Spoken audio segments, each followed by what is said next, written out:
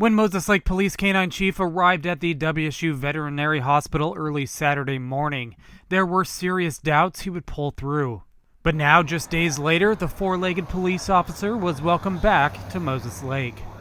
Chief, who was shot through his left eye Friday night while trying to apprehend a fleeing suspect, was discharged from the Pullman Hospital Wednesday morning, joined by WSU staff and more than a dozen law enforcement officers, many canine handlers themselves.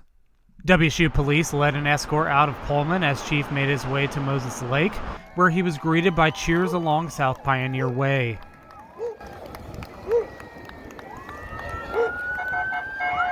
Students at Chief Moses Middle School and Garden Heights Elementary lined the fence to watch the motorcade, and groups of supporters gathered holding signs up as Chief reached the police department.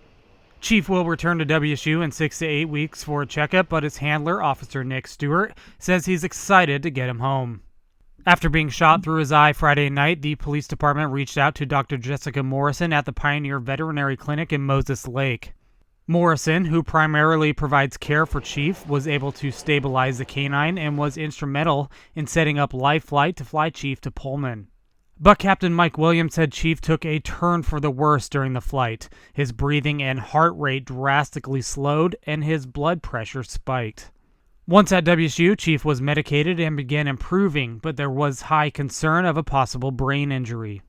Following a CT scan this week, the bullet luckily went through the dog's left eye and shattered his jawbone, but missed the brain entirely. WSU veterinary staff said if the gunshot wound was angled just a little different, it likely would have killed him. Chief had his left eye surgically removed Tuesday afternoon, but it will take some time for the jawbone to heal.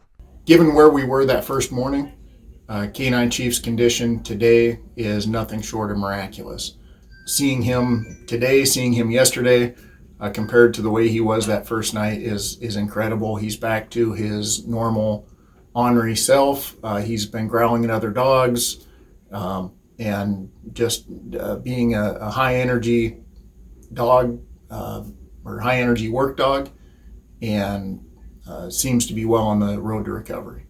Williams said it will take some time before the department can determine if Chief will return to duty.